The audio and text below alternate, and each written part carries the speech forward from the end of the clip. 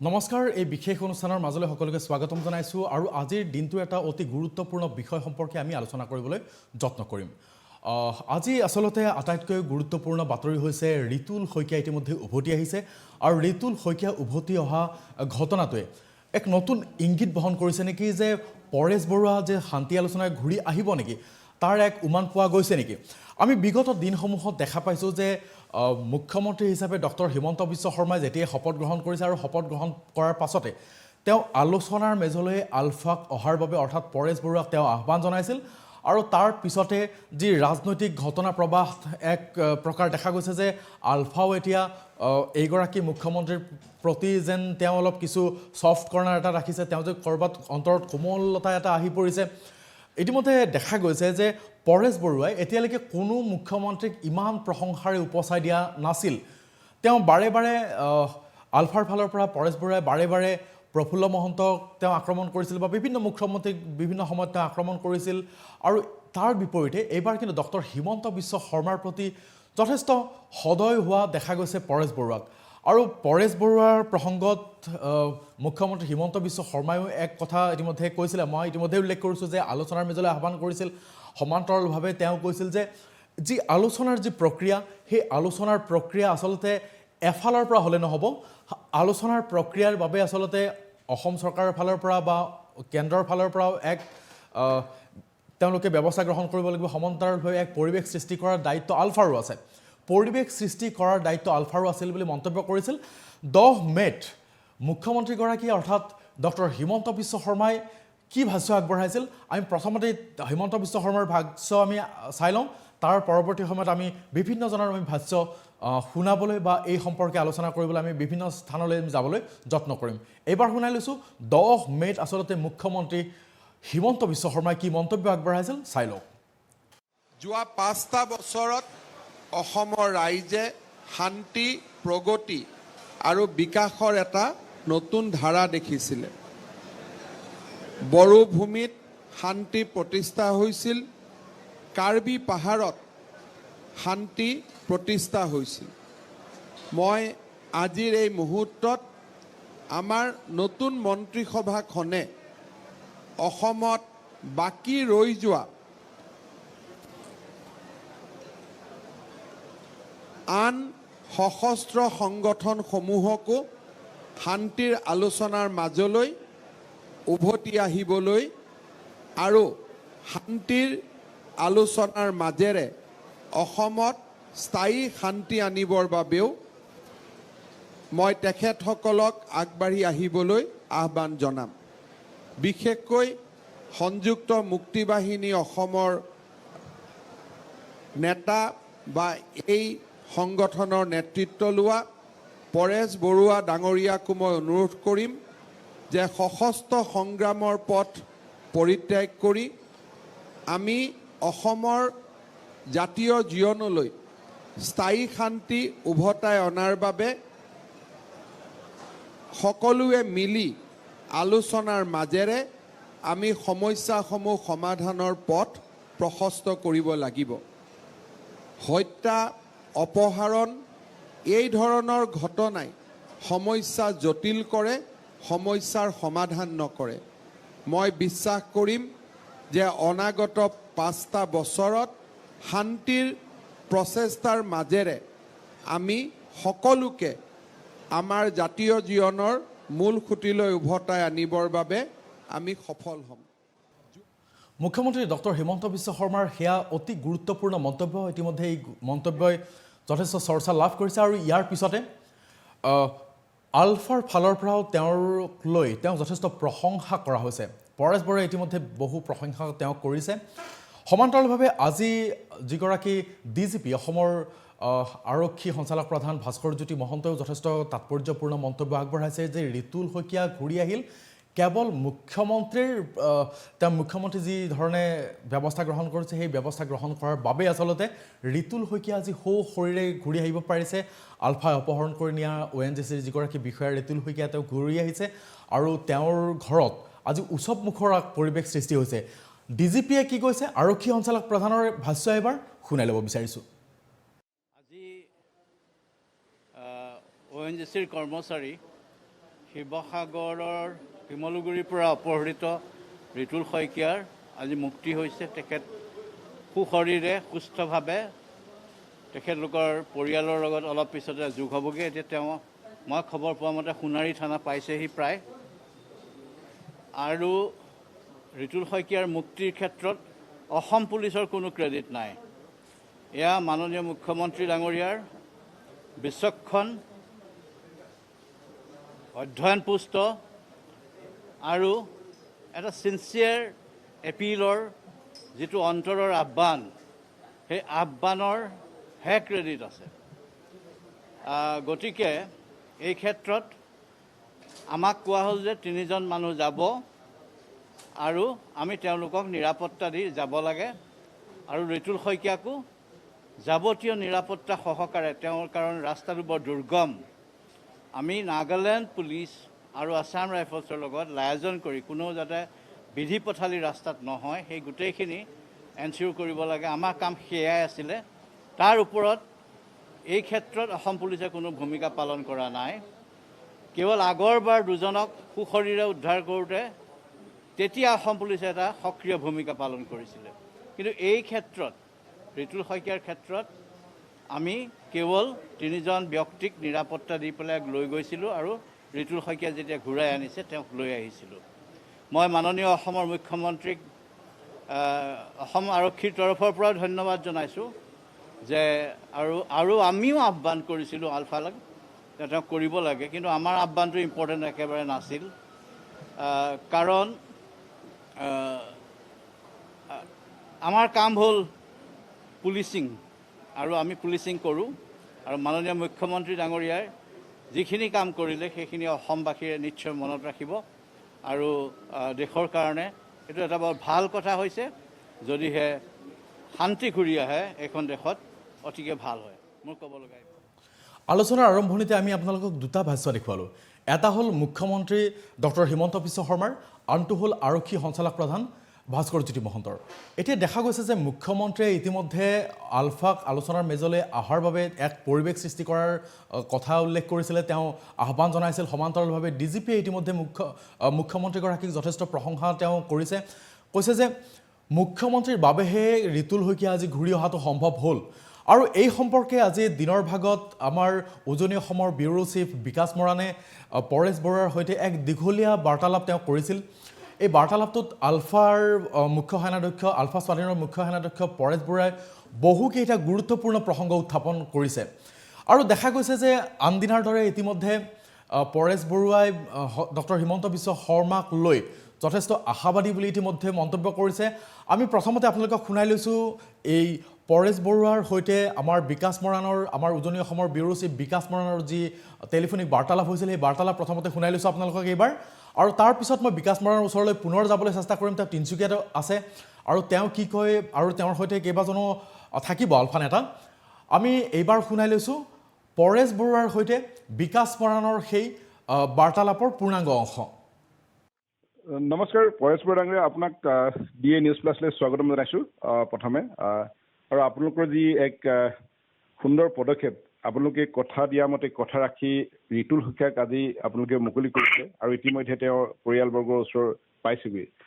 আপোনালোকে যেনেধৰণে কথা দি কথা ৰাখিছে ঠিক তেনেধৰণে আপোনালোকে যিকেইটা আগবঢ়াইছিলে অসমৰ তৈলক্ষেত্ৰৰ যিকেইটা কোম্পানী, এই কোম্পানীকেইটাৰ ওপৰত ৰাজ্যখনৰ নৱনিযুক্ত মুখ্যমন্ত্ৰীগৰাকীও এই ক্ষেত্ৰত এক বিশেষ আশ্বাস প্ৰদান কৰিছে।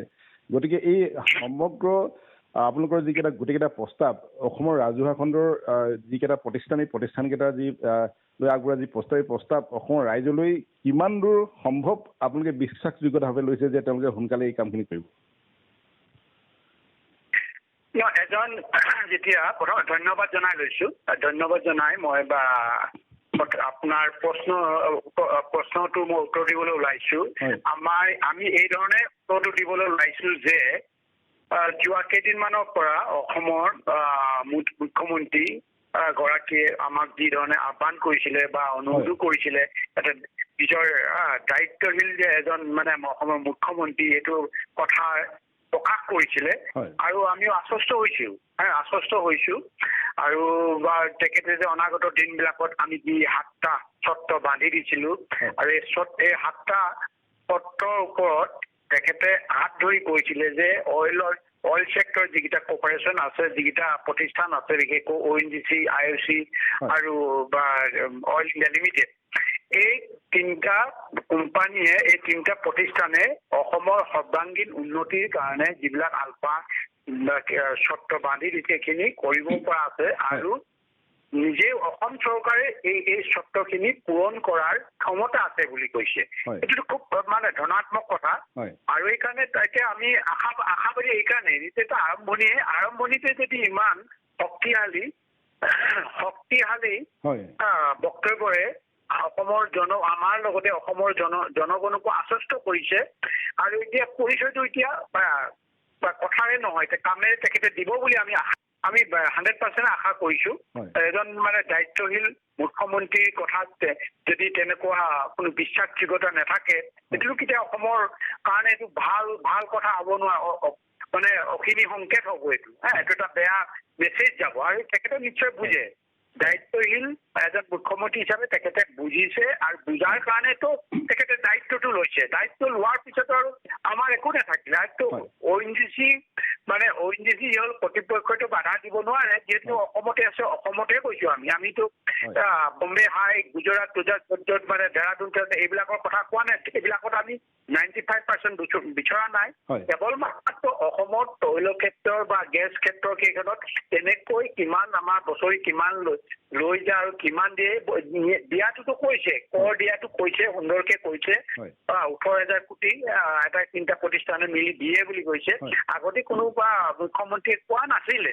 এইটো এটা ধনাত্মক। তাৰপিছত বাকী কৈছে চাকৰিৰ পৰা আদি কৰি যিখিনি দিছে আৰু সিহঁতৰ বছৰি সিহঁতে যে কৰ দিব পাৰে, আমি আৰু কৈছো যে বানপীড়িতৰ কাৰণে আৰু মানে কি কয় দুৰ্গত যেতিয়া প্ৰাকৃতিক দুৰ্যোগ হয় তাৰ দুৰ্গত মানুহবিলাকৰ কাৰণে আছুতীয়াকৈ 5 কোটিকৈ এইটোতে স্পিন এটৰ নিচিনা তেখেতসকলে সেইকাৰণে মুখ্যমন্ত্ৰীগৰাকীয়ে খুব দৃঢ়তাৰে কৈছে তেখেতৰ কেপাচিটি আছে উইদিন হিজ কেপাচিটি।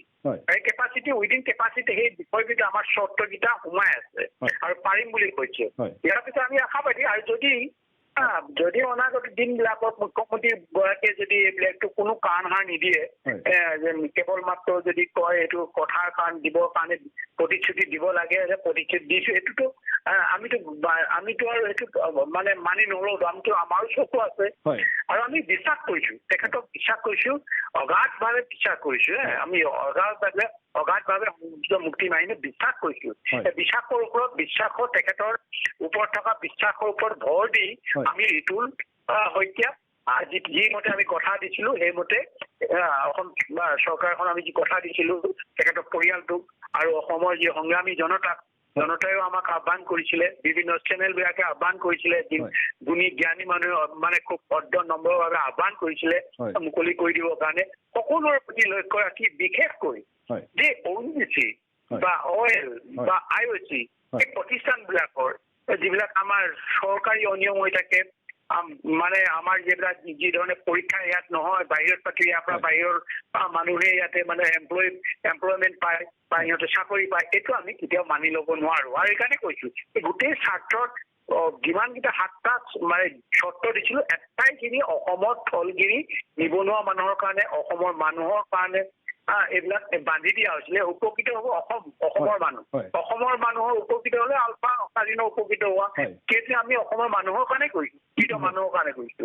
আৰু বিশেষ গেছ ছেক্টৰৰ কথা কৈছো। গেছ ছেক্টৰ যে এটা পৰিকল্পনা লওক, 5 বছৰ নহলে 10 বছৰতো সফল হ'ব। গোটেই গেছখিনি যদি গোটেই আমাৰ ঘৰে ঘৰে যদি বিলাব পাৰে, এইটো তাৰপৰা টাৰ্ণ আউট হ'ব, অসমৰ ইকনমিটো অসমতে ঘূৰি থাকিব। এইটো বেয়া নহয়তো, কোনো বেয়া কেতিয়াও হ'ব নোৱাৰে। এই কথাখিনি কোনো এটাই বেয়া, অসমৰ কাৰণে কোনো এটাই মানে হুতে বিপৰীতে নাযায়। অসমৰ মানুহৰ হুতৰ পক্ষতে থাকিব।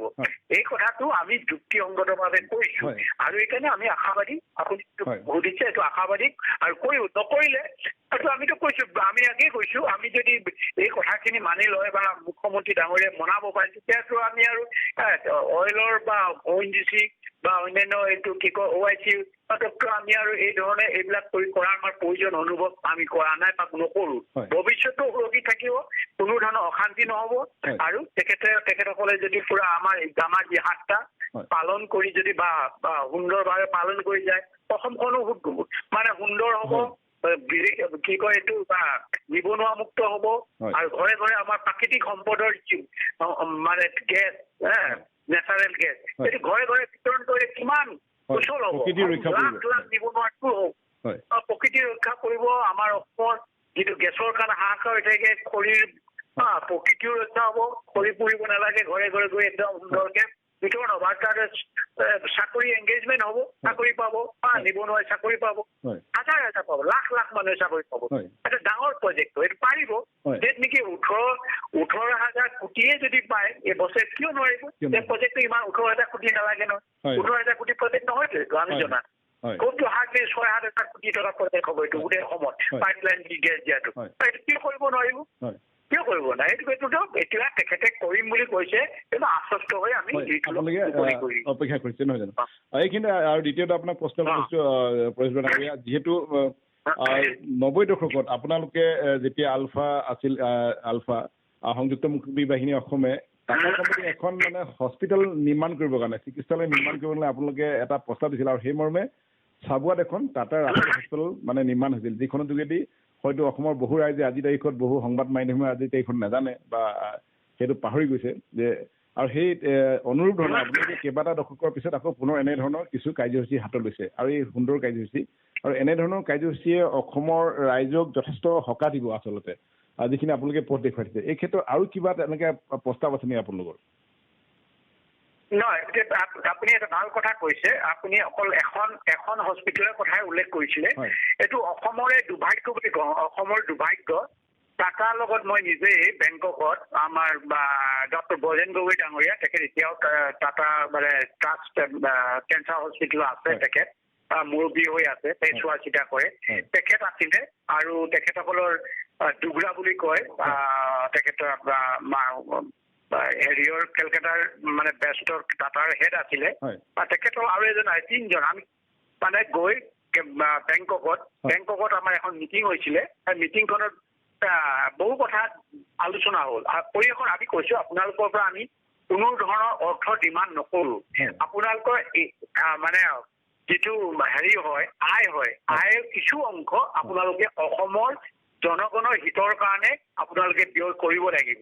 এতিয়া আমি মাৰাথান গোটেই দিনটো বহিছো, আকৌ প্ৰথম দিনা বহিছো, দ্বিতীয় দিনা বহিছো, তেখেতসকলে বহু কথাত এগ্ৰী হোৱাৰ পিছত এই গোটেই হেৰিবিলাকত ক'ত কৰিব, প্ৰথমে চাহ বাগানত কেনেকে কৰিব লাগে, শিক্ষা দীক্ষাৰ পৰা আকৌ ইহঁতি কৈছে প্ৰাপ্তবয়স্ক শিক্ষা চাহ বাগানত দিব লাগে, প্ৰতিখন বাগানতে ইহঁতৰ LP স্কুলৰ পৰা আদি কৰি LP স্কুল খুলিব লাগে, চব তেখেতসকলে মানি লৈ পিছত সেইবিলাক চব কৰিছিলে, কিন্তু এক্সিকিউশ্যন কৰিছিলে।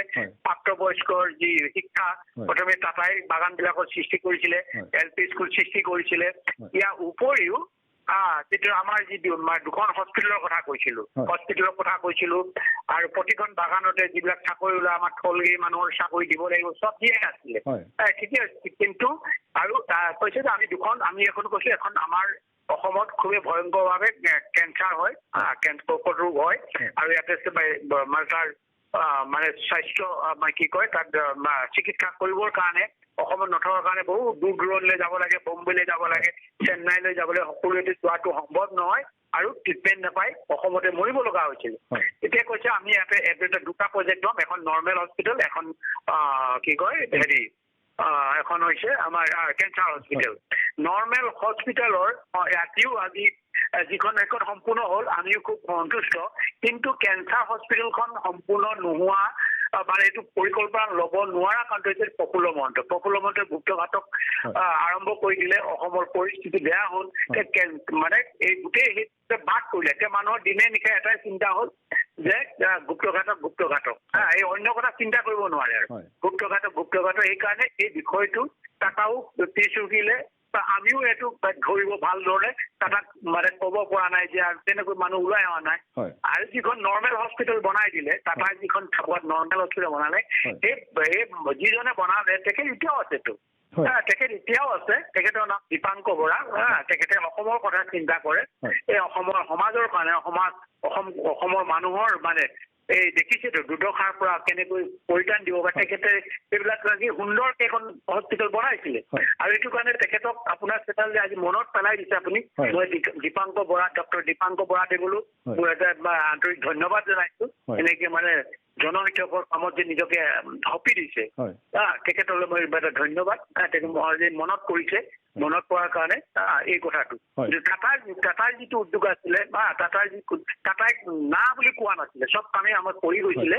আমাৰ এই দুৰ্ভাগ্য, অসমৰ দুৰ্ভাগ্য, আমি এই হস্পিটেলখন 30 বছৰ আগতে আমি বনাব পাৰিলোহেঁতেন ইয়াতে অসমত, সেইটো সম্ভৱ নহল।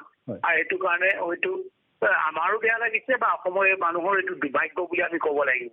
এইটো কাৰণে আমি দোষাৰোপ কৰি পেলাই প্ৰফুল্ল মহন্তৰ গোটেই গুপ্তঘাটত যদি নকৰিলে হয়তো টাটা কেঞ্চাৰ হস্পিটেলখন আজি হয়তো আমাৰ ৰোগীসকলে ভাল এটা উপকৃত হ'লহেঁতেন। ইয়াৰ পিছত আপোনাৰ শেষ প্ৰশ্ন কৰিব বিচাৰিছোঁ পৰেশ বৰদলৈ, যিহেতু ইতিমধ্যে আপোনালোকে 3 মাহৰ কাৰণে যুদ্ধবিৰতি ঘোষণা কৰিছে কোভিড মহামাৰীৰ কাৰণে, আৰু লগতে নৱনিযুক্ত মুখ্যমন্ত্ৰী ডক্টৰ হিমন্ত বিশ্ব শৰ্মাই আপোনালোকক আলোচনা মেজলৈ আমন্ত্ৰণ জনাইছে। এই ক্ষেত্ৰত কিবা যোগাত্মক পদক্ষেপ, কিবা ইতিবাচক সঁহাৰি আছে নেকি আপোনালোকৰ? নহয়, এইটোতো আজি তেখেতে যিটো আমন্ত্ৰণৰ কথা কৈছে মানে পাষ্ট টেন্সত কৈছে বা ভৱিষ্যতে বা কি কয় পাষ্ট মানে কি কয় ফিউচাৰ টেন্সত কথাটো কৈছে তেখেতে।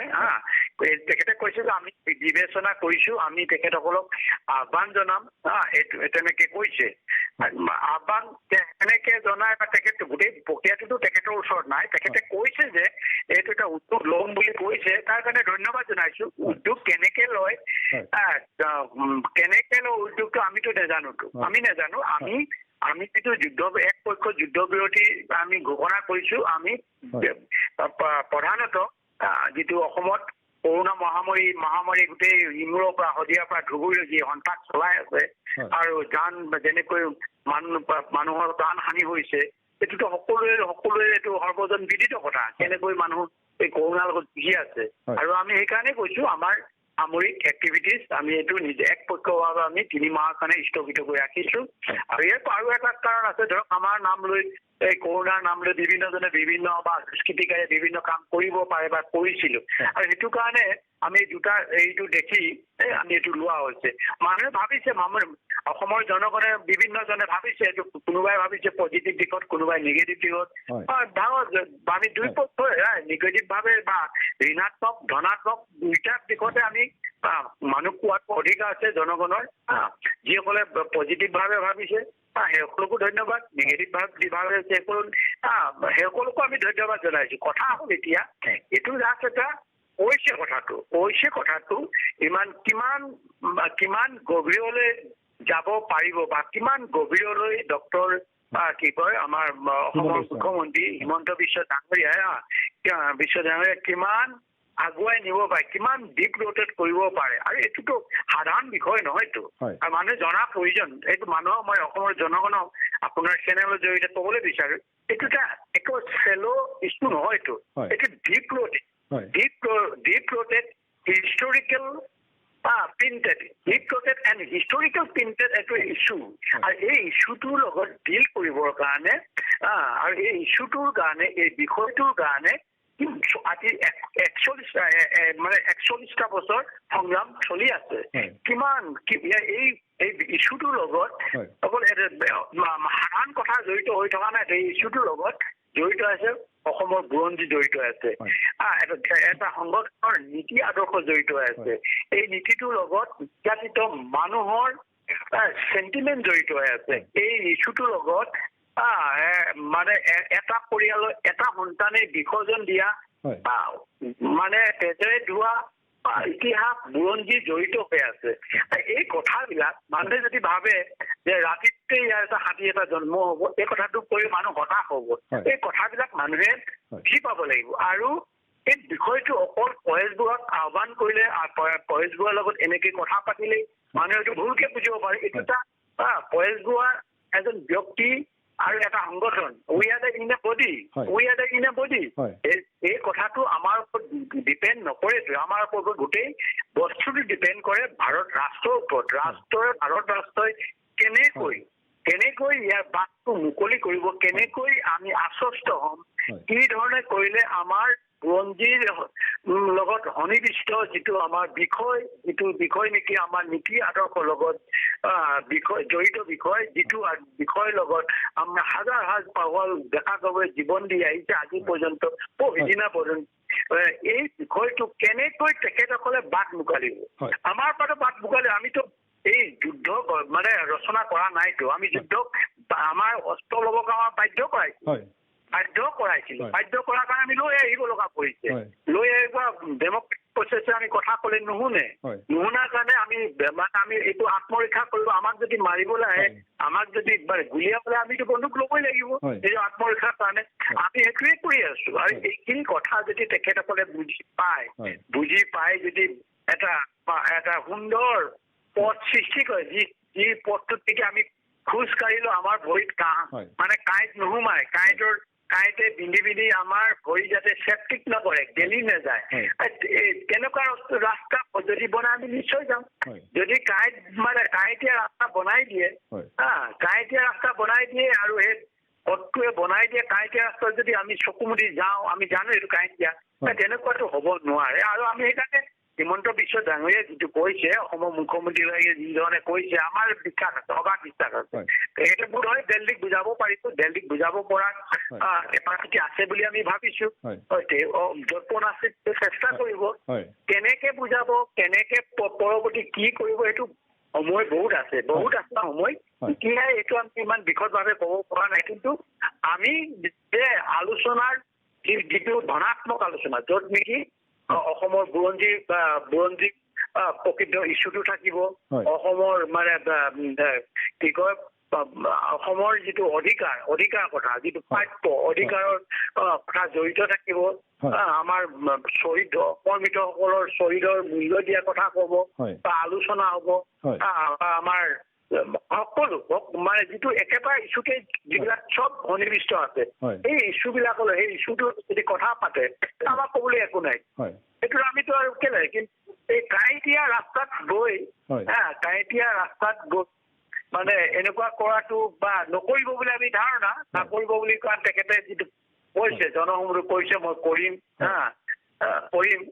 আমিতো কেতিয়াও কোনোদিনে আমি যিটো ধনাত্মক আলোচনা য'ত নেকি আমাৰ বুৰঞ্জী প্ৰকৃত ইছ্যু আমাৰ সন্নিবিষ্ট হৈ থাকে তাক চুই যায় তাৰ ওপৰত প্ৰথম দিনাখনিৰ পৰা তাৰিখটোৰ ওপৰত আলোচনা কৰে তেতিয়াতো আমিতো বেছি নথৈ আনন্দ পাৰিব নোৱাৰে আমাৰ মুখ্যমন্ত্ৰীগৰাকী আমি পাৰিব বুলি ধৰি লৈছো তেনেকুৱা বিষয়ে আলোচনা কৰাব পাৰিব বা ভাৰতীয়সকলক আলোচনা কৰাব পাৰিব বুলি মই ভাবিছো মই বিশেষকৈ ভাবিছো সকলোৱে একমত নহলেও মই ভাবিছো আৰু সেইকাৰণে আমি কৈছো তেখেতলৈ অপেক্ষা কৰিছো কি ধৰণে তেখেতে কৰে কি ধৰণে ভাৰতীয় প্ৰেমিক শাসক গোষ্ঠীৰ নেতাসকলক কি ধৰণে সন্মান কৰে কি ধৰণে বুজায় সেইটো তেখেতৰ ওপৰত আমি এৰি দিছো কিন্তু ইয়াৰ বিপৰীতে কথা আপোনাৰ চেনেলৰ যোগেদি অসমৰ সৰ্বস্তৰৰ মানুহক মই জনাবলৈ বিচাৰিছো এইটো এটা ডিপ ৰোটেড এটা প্ৰিন্সিপল কটেড আৰু ইয়াতে বুৰঞ্জী প্ৰকৃত কিছুমান কথা বুৰঞ্জী প্ৰকৃত এটা ইছ্যু এই ইছ্যুটো এদিনত কেতিয়াও বা এৰাতিত এইটো ইয়াৰ সমাধানৰ বাট বা ইয়াতে আলোচনাৰ পথ কেতিয়াও নোলায় সেইকাৰণে আজি ওলাইছে কথাটো আজি যদি সকলোৱে চিন্তা কৰি কাইলৈ যদি ওলোৱা নাযায় তাই বিভিন্ন ধৰণৰ যাতে কোনো সমালোচনা নকৰে যদি সঠিক হয় যদি সঠিক দিশত আহ্বান কৰে আমাৰ ক'বলৈ একো নাই সঠিক দিশত হ'ব লাগিব আমাৰ ইছ্যু ৰিফ্লেক্ট হ'ব লাগিব তেনেকুৱা ধৰণৰ আশ্বস্ত পাওঁ তেনেকুৱা আমাৰ আশ্বস্ত কৰিবলৈ আজি অসমৰ নৱনিৰ্বাচিত মুখ্যমন্ত্ৰীগৰাকী যদি সক্ষম হয় আমি নথৈ আনন্দিত হ'ম আমি আৰু বিৰোধী নহয়তো এই কথাখিনি আপোনাৰ চেনেলৰ যোগেদি জনাই দিছো ধন্যবাদ জনাইছো পৰেশ বৰা ডাঙৰীয়া আমি আশা ৰাখিম আৰু লগতে আমিও অপেক্ষা কৰিম অসমৰ ৰাইজে অপেক্ষা কৰিব আৰু আলফাৰ যিসমূহ প্ৰস্তাৱ এই প্ৰস্তাৱসমূহ কেনেধৰণে উপস্থাপন কৰিব দিল্লীত মুখ্যমন্ত্ৰী ডক্টৰ হিমন্ত বিশ্ব শৰ্মাই সেয়ালৈ সকলোৱে অপেক্ষা কৰিব ধন্যবাদ জনাইছো আপোনাক আমাক DA News Plus আপুনি এটা বহুমূলীয়া সাক্ষাৎকাৰ দিয়াৰ কাৰণে ধন্যবাদ আপোনালোক থাকিল লগতে আপোনাৰ চেনেলৰ সকলো কৰ্তৃপক্ষলৈকে মোৰ আন্তৰিক ধন্যবাদ থাকিল নমস্কাৰ পৰেশ বৰা ডাঙৰীয়া সেয়া আছিল পৰেশ বৰুৱাৰ সৈতে আমাৰ উজনি অসমৰ ব্যুৰ' চিফ বিকাশ মৰাণৰ সাক্ষাৎকাৰ আৰু ইতিমধ্যে কেইবাবাৰো তেওঁ উল্লেখ কৰিছে এগৰাকী দায়িত্বশীল মন্ত্ৰী বুলি দায়িত্বশীল মুখ্যমন্ত্ৰী বুলি উল্লেখ কৰিছে হিমন্ত বিশ্ব শৰ্মাক বাৰু যিয়ে নহওক ইয়াৰ পৰৱৰ্তী সময়ত আমি বিভিন্নজনৰ সৈতে আলোচনাৰ কাৰণে চেষ্টা কৰিছিলোঁ আৰু এই মুহূৰ্তত আমাৰ সাংবাদিক কনক শইকীয়া আছে আলোচনাপন্থী আলফা নেতা মৃণাল হাজৰিকাৰ ঘৰত আমি পোনে পোনে যাবলৈ চেষ্টা কৰিম কনক শইকীয়াৰ ওচৰলৈ আৰু মৃণাল হাজৰিকাই আচলতে কি কয় তেওঁ কি ভাষ্য আগবঢ়ায় সেই সম্পৰ্কে জানিবলৈ চেষ্টা কৰিম কনক শইকীয়াৰ পৰা আমি এইবাৰ পোনে পোনে গৈছোঁ কনক শইকীয়াৰ ওচৰলৈ হয় কনক শইকীয়া নিশ্চিতভাৱে ৰুবুল এতিয়া সততে চৰ্চা অব্যাহত থকা বিষয়টোৱে হ'ল কি আলোচনা আলফা আৰু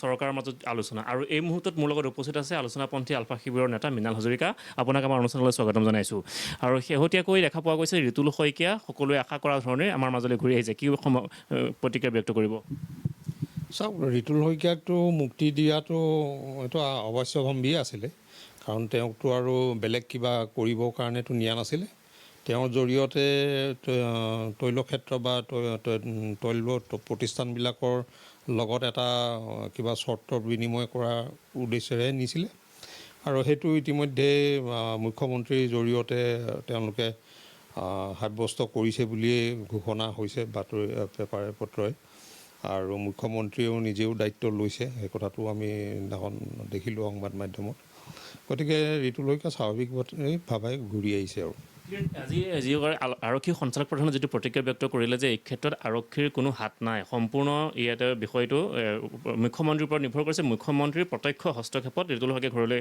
ঘূৰি আহিছে এই বিষয়টোক লৈ কি ক'ব মুখ্যমন্ত্ৰীৰ এটা দিনৰ পূৰ্বে মুখ্যমন্ত্ৰীৰ আহ্বান জনাইছিল আৰু মুখ্যমন্ত্ৰীৰ আহ্বানৰ পিছতেই ঋতুল শইকীয়া ঘৰলৈ ঘূৰি আহিছে চাওক এইটো চৰকাৰখনে দায়িত্ব লোৱাৰ পিছত এটা সদিচ্ছা নতুন চৰকাৰখনলৈ এটা সদিচ্ছা বাৰ্তা প্ৰেৰণ কৰা বুলিয়ে মই ভাবিম কাৰণ কৰোণা মহামাৰীৰ কাৰণে তেওঁলোকে 3 মাহলৈ যুদ্ধবিৰতি ঘোষণা এটা দিছিলে আৰু সেইটো সমান্তৰালকৈ নতুন চৰকাৰখনক মানে সঠিকভাৱে যাতে আগবাঢ়ি যাব পাৰে সেইটো এটা সদিচ্ছা তেওঁলোকে প্ৰকাশ কৰিছিলে যুদ্ধবিৰতি ঘোষণাৰ জৰিয়তে আৰু সমান্তৰালভাৱে ঋতুল শইকীয়া বিষয়টোও আছিল গতিকে মুখ্যমন্ত্ৰীৰ জৰিয়তে যোৱা আহ্বান আৰু সেইটো তেওঁলোকে সঁহাৰি দিয়া এই দুইটা কথা ইটো সিটোৰ লগত জড়িত হৈ আছে গতিকে এটা বাতাবৰণ এটা সদ্ভাৱপূৰ্ণ বাতাবৰণ এটা গঢ় লৈছে তেনেকুৱা ধৰণৰ এটা অসমৰ ৰাইজে ভাবিছে বা আশা কৰিছে এই সমগ্ৰ বিষয়টোক লৈ পেলাই আলফা স্বাধীন আৰু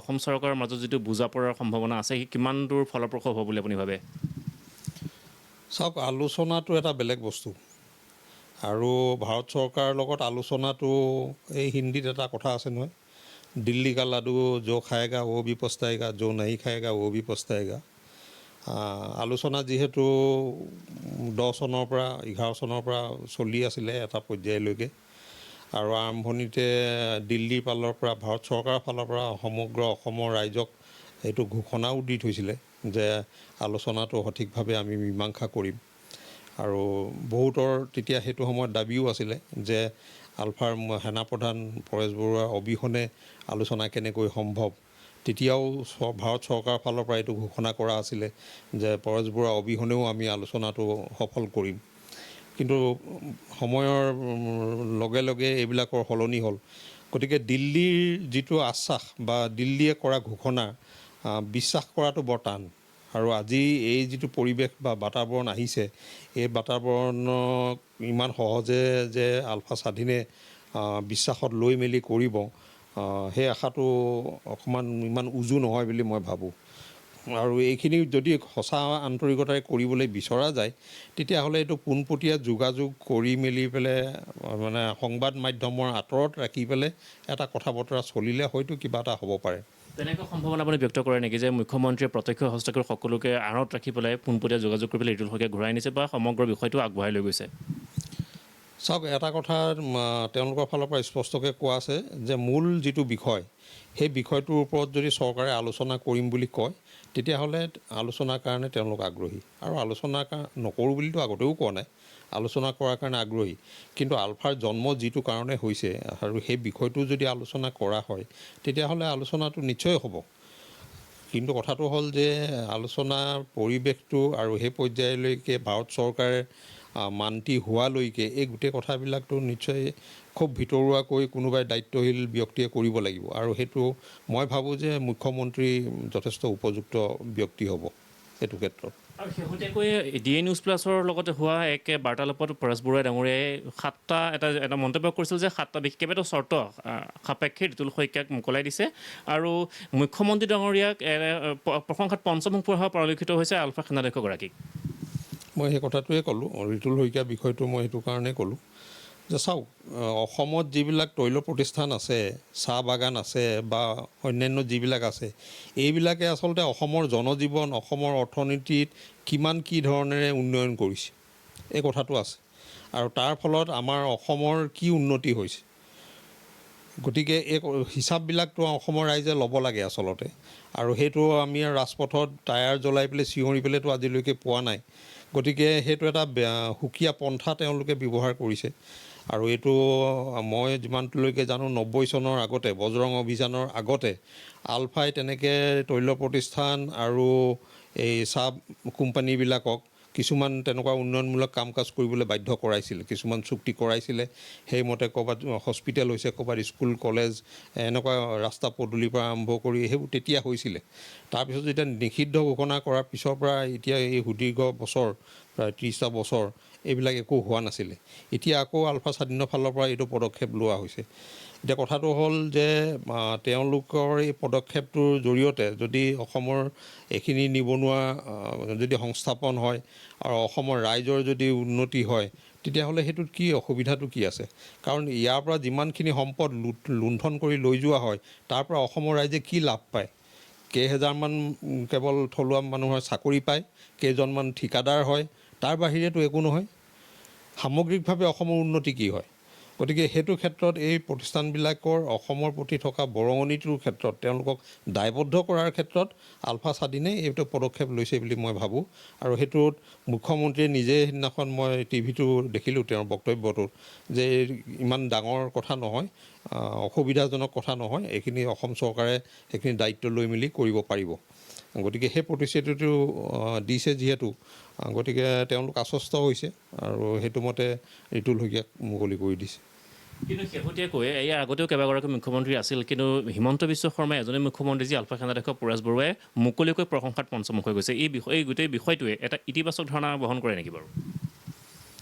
চাওক, অসমৰ মুখ্যমন্ত্ৰী বুলি ক'লে আমি এতিয়া নতুনকৈ যিজনক পাইছোঁ, আমাৰ এনেই ভিতৰুৱাকৈ কিছুমান কথা বতৰা হয় যে তেওঁৰ এটা গাটছ আছে, তেওঁ নিজাববীয়াকৈ কিবা কৰিব পৰা এটা তেওঁৰ আত্মবিশ্বাস বা সেইখিনি সামৰ্থ্য আছে বুলি আমি ভাবোঁ বা সৰ্বসাধাৰণ ৰাইজে কিছুমানে ভাবে। আৰু সেইটোকে আচলতে পৰেশ বৰুৱা ডাঙৰীয়া বা আলফা স্বাধীনেও হয়তো ভাবিছে যে কৰিব পাৰিলে এইজনেহে পাৰিব। কাৰণ আগৰ যিসকল মুখ্যমন্ত্ৰী আছিলে তেওঁলোক প্ৰায় অকল পুতলা মুখ্যমন্ত্ৰী, দিল্লীৰ নিৰ্দেশত উঠা বহা কৰা মুখ্যমন্ত্ৰী। এইজনেও দিল্লীৰ নিৰ্দেশৰ বাহিৰততো যাব নোৱাৰে, কিন্তু তথাপিও অসমৰ স্বাৰ্থত এওঁ হয়তো কিবা ভূমিকা পালন কৰিব পাৰে। আৰু সেইটো এই যিটো তৈল প্ৰতিষ্ঠানৰ ক্ষেত্ৰত যিটো চৰ্ত আৰোপ কৰিছিলে আলফা স্বাধীনৰ ফালৰ পৰা, সেইটো ক্ষেত্ৰত তেওঁ নিজে যিহেতু দায়িত্ব লৈ মেলি পেলাই কৰিব পৰা যাব বুলি পেলাই যিটো আশ্বাস দিছে, সেইটোৰ ফলত এই ধৰণৰ এটা আশাৰ সঞ্চাৰ হৈছে যে এখেতে কিবা এটা কৰিব পাৰিব। এক দীঘলীয়া বছৰ সময়ে আপুনি আলফাত আছিলে আৰু এতিয়াও আপুনি আপুনি আলফা স্বাধীনৰ যিটো আলোচনাপন্থী শিবিৰত আপুনি যিহেতু এতিয়াও আছে, এই সমগ্ৰ বিষয়টো আপোনাৰ ফালৰ পৰা কি দৃষ্টিৰে চাব? চাওক, আলফা কি এইটোৰ অৰ্থটো আচলতে সৰ্বসাধাৰণ ৰাইজে বিভিন্নজনে বিভিন্ন ধৰণে ব্যাখ্যা কৰে, ভুল ব্যাখ্যা কৰে। বিভিন্ন চিন্তাশীল ব্যক্তিৰ পৰা আৰম্ভ কৰি নতুন প্ৰজন্ম যিসকলে নাজানে বা অন্যান্য যিসকল আছে বিভিন্ন ধৰণৰ মন্তব্য কৰে। কিন্তু মোৰ কথাটো স্পষ্ট এইটোৱে যে আলফাটো হ'ল অসমৰ সমাজ জীৱনৰ, অসমৰ অতীত বা ঐতিহ্য, অসমৰ বুৰঞ্জীৰ এটা প্ৰতীক। অসমৰ এটা যে সুকীয়া বুৰঞ্জী আছে, আমাৰ সুকীয়া পৰিচয় আছে, আমাৰ সুকীয়া ঐতিহ্য আছে, তাক প্ৰতিনিধিত্ব কৰে আলফাই। আৰু আমাৰ যে এটা স্বাভিমান আছে, আমাৰ এটা আত্মসন্মান আছে, তাক প্ৰতিনিধিত্ব কৰে আলফাই। আৰু ভাৰতৰ তথাকথিত গণতান্ত্ৰিক চৰিত্ৰ, এই চৰিত্ৰটো যে সঁচা অৰ্থত গণতান্ত্ৰিক নহয়, সেইটোৰ প্ৰতিবাদকল্পে আলফাৰ সহস্ৰ ৰূপ। এতিয়া কথাটো হ'ল সংবাদ মাধ্যমে বিভিন্ন সময়ত আলফাৰ কিছুমান নেতৃত্ব বা দুই এক নেতৃত্বক অকণমান হিৰো সজাই পেলাই থাকে। এতিয়া যেনেকৈ পৰেশ বৰুৱাক হিৰো সজাই আছে, তাৰ আগতে অনুপ চেতিয়াক হিৰো সজাই আছিলে, তাৰ আগতে আৰু কাৰোবাক এনেকৈ হিৰো সজাই থাকে বা কোনোবা নিৰ্দিষ্ট কেইজনমানৰ ওপৰত নিৰ্ভৰ কৰি পেলাই এটা সংগঠন চলি আছে বুলি পেলাই যিটো মানে ভাৱ প্ৰকাশ কৰা যায়, সেইটো নহয়। মোৰ যিটো ধাৰণা, আলফাটো হ'ল এটা ধাৰাবাহিক এটা প্ৰক্ৰিয়া আৰু অসমৰ জাতীয় জীৱনৰ এটা চেণ্টিমেণ্ট হয়, এটা মানে আত্মবিশ্বাস হয়, এটা সন্মান হয়, এটা স্বাভিমানৰ প্ৰতীক হয়। ইয়াক শেষ কৰিব নোৱাৰে। ইয়াক আলোচনাৰ জৰিয়তে সুস্থ সমাধান বা সন্মানজনক সমাধানৰ জৰিয়তে ই শেষ হ'ব পাৰে। কিন্তু ইয়াক যদি ধৰি মাৰি কাটি বা নিষিদ্ধ কৰি এই ধৰণে যদি কোনোবাই ভাবি আছে বা ভাৰত ৰাষ্ট্ৰই যোৱা 30টা বছৰে সেইধৰণে পন্থা গ্ৰহণ কৰি আছে, বিভাজন কৰি কিবা কৰি সেইধৰণে শেষ কৰিব নোৱাৰে। এই চামে চামে আহি থাকিব, কাৰণ এইটো গোটেইটো অসমৰ খিলঞ্জীয়া মানুহৰ এটা চেণ্টিমেণ্ট ইয়াত জড়িত হৈ আছে, আত্মসন্মান জড়িত হৈ আছে। আমাৰ অস্তিত্ব সুৰক্ষিত কৰাৰ ক্ষেত্ৰত এটা শক্তিৰ প্ৰয়োজন, সেই শক্তিটো আলফাই প্ৰতিনিধিত্ব কৰে। গতিকে এইটো যুগে যুগে চামে চামে আহি থাকিব, ইয়াক কেতিয়াও শেষ কৰিব নোৱাৰে, যদিহে ইয়াক সঠিক সমাধানত এটা মানে ৰিজাল্ট উলিয়াব নোৱাৰে।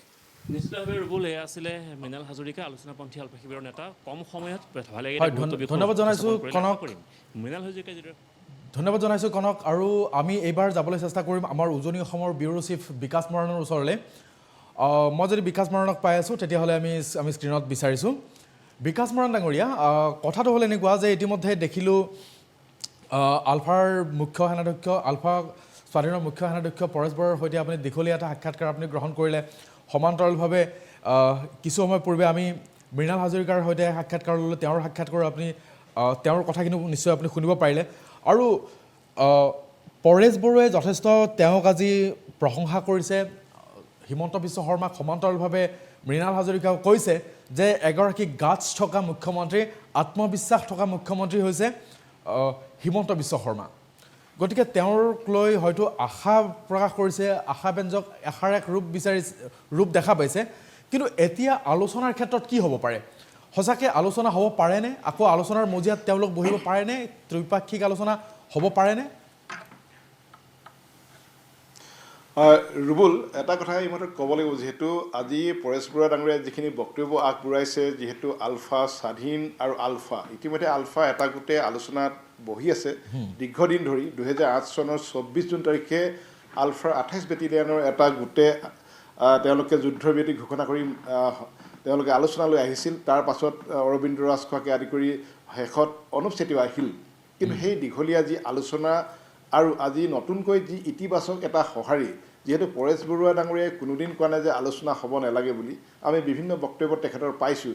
কিন্তু আলোচনাটোৰ মৰ্যাদা সহকাৰে অসমৰ জাতীয় স্বাৰ্থক লৈ আলফা স্বাধীনে কৰা দাবীসমূহ কেনেধৰণে উপস্থাপন কৰিব অসমৰ মাননীয় মুখ্যমন্ত্ৰী ডক্টৰ হিমন্ত বিশ্ব শৰ্মাই তেওঁৰ বিশ্বক্ষমতাৰ ওপৰত নিৰ্ভৰ কৰিব।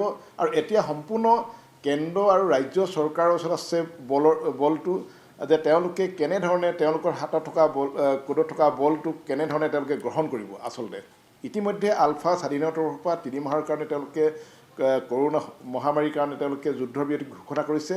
কোনো মানৱ জাতিৰ ক্ষতি নোহোৱাকৈ তেওঁলোকে একপক্ষীয় যুদ্ধবিৰতি ঘোষণা কৰিছে। যদি কেন্দ্ৰ চৰকাৰৰ সদিচ্ছা আছে বা ৰাজ্য চৰকাৰৰ সদিচ্ছা আছে, তেন্তে নিশ্চয় এই সমগ্ৰ বিষয়টো লৈ তেওঁলোকে আলোকপাত কৰিব। আৰু আমি আশা ৰাখিম, যিহেতু অসমৰ যিগৰাকী নৱনিৰ্বাচিত মুখ্যমন্ত্ৰী ডক্টৰ হিমন্ত বিশ্ব শৰ্মা অতি বিচক্ষণ মুখ্যমন্ত্ৰী, তেখেতক বিশ্বাসত লৈছে আলফা স্বাধীনে, আৰু তেখেতে কেন্দ্ৰ চৰকাৰক সন্মান কৰাবলৈ বাধ্য কৰাব পাৰিব বুলি তেওঁলোকে বিশ্বাস ৰাখিছে। কিন্তু এই বিশ্বাস কিমান দূৰ আগুৱাই নিব পাৰে সেয়া লক্ষণীয় হ'ব, আৰু তাৰ কাৰণে অসমৰ ৰাইজ আলফা স্বাধীন সকলোৱে অপেক্ষা কৰি লৈ। কিন্তু এই যিটো আলোচনাৰ কথা কোৱা হৈছে, যোৱা কেইদিনমান পূৰ্বেও আলফা আলোচনাপন্থী গোটৰ জ্যেষ্ঠ নেতা অন্তু চাডুঙেও কৈছে যে আলফা স্বাধীনে নেতৃত্ব লওক আৰু আলফা দুয়োটা গোটেই একেলগে আলোচনা বহাটো তেওঁলোকেও পোষকতা কৰা বিষয়টো ইতিমধ্যে তেওঁলোকে অৱগত কৰিছে। সংবাদ মাধ্যমৰ যোগেদি তেওঁলোকেও সেইটো ইচ্ছা প্ৰকাশ কৰিছে। কিন্তু অসমৰ যি দীঘলীয়া এটা সমস্যা, অসমৰ যি এক দীঘলীয়া সশস্ত্ৰ সংগ্ৰাম, এই সশস্ত্ৰ সংগ্ৰামখনত অসমৰ যিখিনি মৰ্যাদা, অসমে যিখিনি পাবলগীয়া অধিকাৰ, সেই অধিকাৰখিনি কেনেধৰণে সাব্যস্ত কৰিব, সিও আটাইতকৈ লক্ষণীয় বিষয় হ'ব ৰুবুল।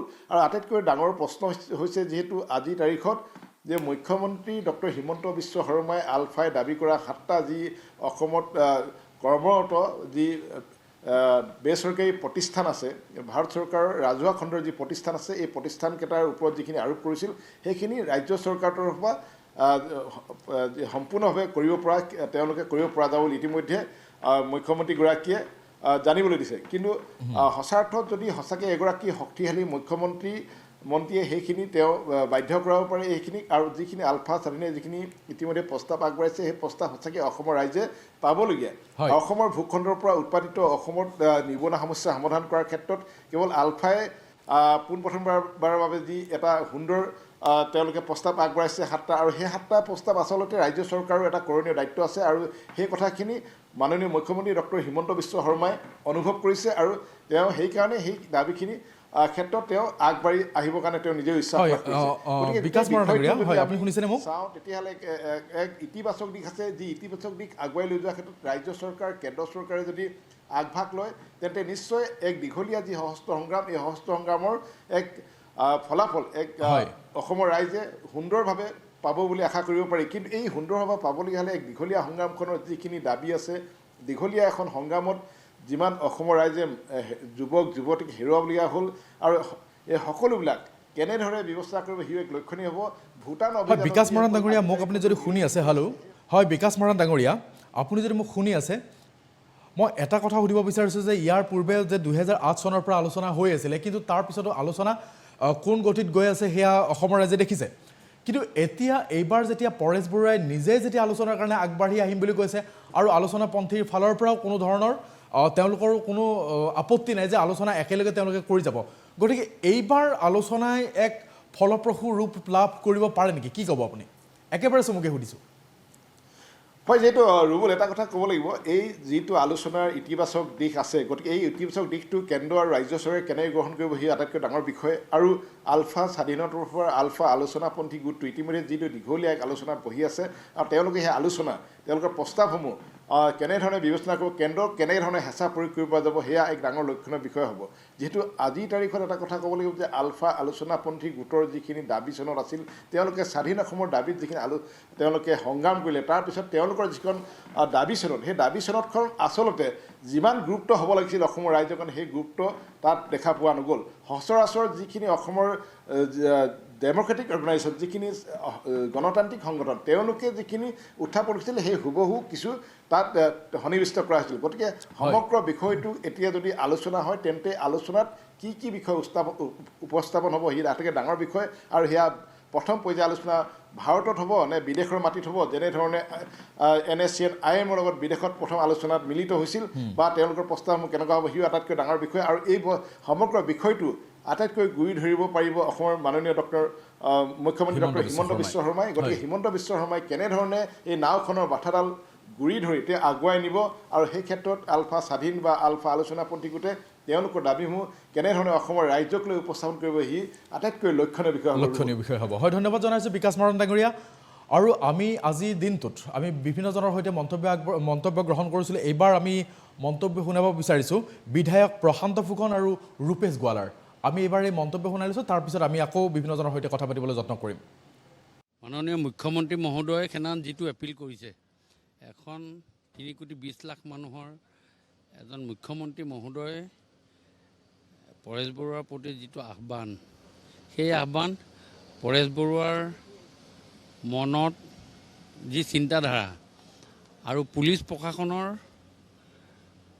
ক্ৰিয়া, এই তিনিওটা কেমেষ্ট্ৰি মিলিহে এই কামটো হৈছে। মই মুখ্যমন্ত্ৰী মহোদয়ক ধন্যবাদ দিছোঁ, পৰেশ বৰুৱাকো ধন্যবাদ দিছোঁ। তেখেতে যে এই ৰিতুল শইকীয়াক আজি তেখেতে মুক্তি দিলে, নিশ্চয় এই মুক্তিৰে আগন্তুক দিনত অসমত এটা ভাল পৰিৱেশ সৃষ্টি হোৱাৰ মাননীয় মুখ্যমন্ত্ৰী হিমন্ত বিশ্ব শৰ্মা ডাঙৰীয়াৰ তৎপৰতাত আৰু এই চৰকাৰখনৰ তৎপৰতাত মানে আমি তাৎক্ষণিক এনেকুৱা এটা ফলাফল দেখিবলৈ পাইছোঁ। আৰু এই ফলাফলৰ পৰা আমি বুজি উঠিছোঁ যে চৰকাৰখনে কি গতিত কাম কৰিব আৰু সকলো ক্ষেত্ৰতে আমি দেখি আছোঁ যে যেনেদৰে তৎপৰতা আৰম্ভ হৈছে বিভিন্ন ক্ষেত্ৰত বিভিন্ন বিভাগত আৰু এই বিষয়টো শইকীয়া ডাঙৰীয়াৰ যি মুক্তি লাভ কৰিলে তেওঁ এই বিষয়টোত চৰকাৰখনে যেনেদৰে মানে এক্টিভলি ফাংচন কৰিলে সঁচাকৈ আমি প্ৰশংসা কৰিছোঁ আৰু আগন্তুক দিনবিলাকত মানে তেখেতৰ নেতৃত্বত চৰকাৰখনে সকলো দিশতে অসমৰ ৰাইজৰ উন্নতিৰ হকে কাম কৰি যাব। নিশ্চয় এই যিটো আমি পৰিৱেশ গঢ়াৰ কথা কৈছে বা এই 3 মাহৰ মানে যুদ্ধবিৰতিৰ কথা এইখিনি সঁচাকৈ মানে অসমত এটা সুন্দৰ বাতাবৰণ গঢ় লৈ উঠিব বুলি আমি আশাবাদী আৰু যেতিয়া সুন্দৰ বাতাবৰণ থাকিব তেতিয়াহে উন্নয়ন হ'ব। গতিকে গোটেই কথাবিলাক মানে পজিটিভ দিশত গতি কৰিছে। গতিকে আমি সঁচাকৈ মানে আশাবাদী, সুন্দৰ আশা আৰু সপোন আমি লৈ আগবাঢ়িম। আমি দীপাংকৰৰ ওচৰলৈ যাবলৈ চেষ্টা কৰিম। ইয়াৰ পিছত আমি নুমল মমিনৰ সৈতে তেওঁ লাইভত আছে, কিন্তু তাৰ পূৰ্বে আমি দিনৰ ভাগত আজি পাৰ্থপ্ৰতিম আমাৰ জ্যেষ্ঠ সাংবাদিক পাৰ্থপ্ৰতিম শইকীয়াই তেৰছ গোৱালাৰ এক ভাষ্য গ্ৰহণ কৰিছিল। এবাৰ শুনাই লৈছোঁ তেৰছ গোৱালাৰ ভাষ্য, কি কৈছিল তেওঁ? হয়, নিশ্চিতভাৱে আমি এক সুখৰ খবৰ বুলি ক'ব লাগিব যে অপহৃত ৰিতুল শইকীয়া কেইবাদিনৰ মূৰত আহি পেলাই আজি তেওঁ নিজ বাসগৃহত উপস্থিত হৈছে আৰু ইতিমধ্যে তেওঁ পৰিয়ালবৰ্গৰ লগতে তেওঁ সকলো উৎফুল্লিত হৈ পৰিছে। লগতে আৰু এটা কথা উল্লেখ কৰিব লাগিব যে কেইদিনমান পূৰ্বে মুখ্যমন্ত্ৰী ডক্টৰ হিমন্ত বিশ্ব শৰ্মা গৈ ৰিতুল শইকীয়াৰ ঘৰত উপস্থিত হৈছিলে আৰু তেওঁ আলফাৰ মুখ্য সেনাধ্যক্ষ পৰেশ বৰুৱাক উদ্দেশ্যি এটা কথা কৈছিল যে তেওঁক ৰিতুল শইকীয়াক মুক্তি দিয়াৰ আহ্বান জনাইছিলে আৰু মুখ্যমন্ত্ৰীৰ সেই আহ্বানৰ পিছতে ৰিতুল শইকীয়াক মুক্তি দিলে আৰু তেওঁ আজি আহি পেলাই স্বগৃহত প্ৰৱেশ কৰিলে। আৰু এই সন্দৰ্ভত আমি এতিয়া কথা পাতিম দুলীয়াজান সমষ্টিৰ বিধায়ক তেৰছ গোৱালা আমাৰ লগত উপস্থিত আছে। গোৱালা ডাঙৰীয়া, মই আপোনাৰ ওচৰলৈ আহিছোঁ। দেখা গৈছে যে মুখ্যমন্ত্ৰীৰ আহ্বানৰ প্ৰতি সঁহাৰি জনাই আলফা স্বাধীনে ৰিতুল শইকীয়াক মুকলি কৰি দিলে আৰু ইতিমধ্যে তেওঁ আহি ঘৰত পাইছেহি, তেওঁ পৰিয়ালবৰ্গৰ মাজত বৰ্তমান আছে। কি ক'ব, চৰকাৰৰ আহ্বানৰ পিছতে তেওঁক আলফা স্বাধীনে মুক্তি কৰি দিলে?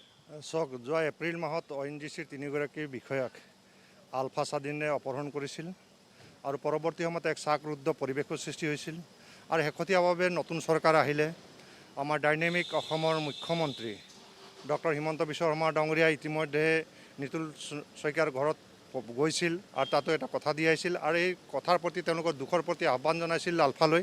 আৰু আলফাৰ মাননীয় আমাৰ পৰেশ বৰুৱা ডাঙৰীয়া মানৱীয় সৌজন্যতাৰ খাতিৰত অসমীয়া জাতীয় জীৱনৰ এক ঐতিহাসিক তেওঁ সিদ্ধান্ত ল'লে আৰু ক'লে যে 48 ঘণ্টাৰ ভিতৰত তেওঁক এৰি দিয়া হ'ব। আৰু সেইকাৰণে মই আজি ভাল লাগিছে যে পৰেশ বৰুৱা বা আলফাৰ স্বাধীনৰ প্ৰতি যিটো মানুহ হত্যা কৰা, মানুহক মানে বিভিন্ন ধৰণৰ অত্যাচাৰ কৰা এনেকুৱা ধৰণৰ এটা অভিযোগ আছিল, এইটোৱে প্ৰমাণ কৰিছে যে আচলতে মানৱীয় সৌজন্যতাৰ স্বাৰ্থত অসম আৰু অসমীয়াৰ স্বাভিমান প্ৰতিষ্ঠাৰ স্বাৰ্থত আজি ৰিতুল শইকীয়াক তেওঁলোকে কথা মতে ৰিলিজ কৰি দিছে। মই তাৰ কাৰণে ধন্যবাদ জনাইছোঁ। আৰু মাননীয় মুখ্যমন্ত্ৰী ডক্টৰ হিমন্ত বিশ্ব শৰ্মা ডাঙৰীয়াৰ যি ঐতিহাসিক এটা পদক্ষেপ গ্ৰহণ কৰি তেওঁ তাৰ পৰাই ৰিতুল শইকীয়াক ঘৰৰ পৰাই যেতিয়া আহ্বান জনাইছিল প্ৰচাৰ মাধ্যমৰ জৰিয়তে, এই প্ৰচাৰ মাধ্যমৰ আহ্বানৰ প্ৰতি তেওঁ সঁহাৰি জনাই আজি ৰিলিজ কৰিছে। সেইকাৰণে এইটো ঘৰত আজি সুখৰ বইনা বৈছে আৰু আমিও এজন অসমীয়া মানুহ হিচাপে আজি গৌৰৱ বোধ কৰিছোঁ যে আচলতে আলফা বৰ্তমান মানুহ মৰা, মানুহ হত্যা কৰা, কিডনেপ কৰা সংগঠন নহয়, তেনে এটা প্ৰতিফলন হৈছে। আৰু মই ভাবোঁ অসমৰ ৰাইজৰ মাজত আলফাৰ এটা ভাল মেছেজ গৈছে আৰু মই ভাবোঁ আলফাৰ বাকী যিখিনি ৰাজনৈতিক দাবী আছে সেইখিনি ইতিমধ্যে মুখ্যমন্ত্ৰীয়ে কৈছে যে আলোচনা কৰাৰ ব্যৱস্থা আছে। এইটো পৰ্যায় যি ধৰণে ব্যৱস্থা আছে সেইমতে আলোচনাবিলাক হ'ব, কিন্তু মানুহ মৰা, মানুহ সেয়া আছিল তেৰছ গোৱালা। আৰু ইতিমধ্যে আমাৰ সাংবাদিক দীপাংকৰ কলিতা ইতিমধ্যে নুমল মমিনৰ বাসগৃহত আছে আৰু নুমল মমিনৰ বাসগৃহত তেওঁ আছে। দীপাংকৰ, আজি দেখা গৈছে যে যি ধৰণে ৰিতুল শইকীয়া উভতি আহিল আৰু ৰিতুল শইকীয়া উভতি অহাৰ পিছতে আলফা আৰু অসম চৰকাৰৰ মাজত যি আলোচনা, সেই আলোচনাৰ যেন এক সেউজ সংকেত লাভ কৰা গৈছে। অৱশ্যে ইতিমধ্যে বল কিন্তু কেন্দ্ৰৰ কোৰ্টত আছে। কেন্দ্ৰই কি ধৰণে এই ব্যৱস্থা গ্ৰহণ কৰে তাৰ ওপৰত নিশ্চিতভাৱে গুৰুত্ব এটা আছে, কেন্দ্ৰৰো ইয়াত গুৰুত্ব আছে। কিন্তু এই মুহূৰ্তত আপুনি নুমল মমিনক সোধক যে কি কয় এই সামগ্ৰিকভাৱে এই সময়টোক লৈ ৰিতুল শইকীয়া উভতি আহিল, আলফাই আলোচনাৰ ফালে মোটামুটি ধৰণে পৰেশ বৰুৱাই ইতিমধ্যে সেউজ সংকেত প্ৰদান কৰিছে যে আলোচনা কৰিব পাৰি। কি ক'ব নুমল মমিনে?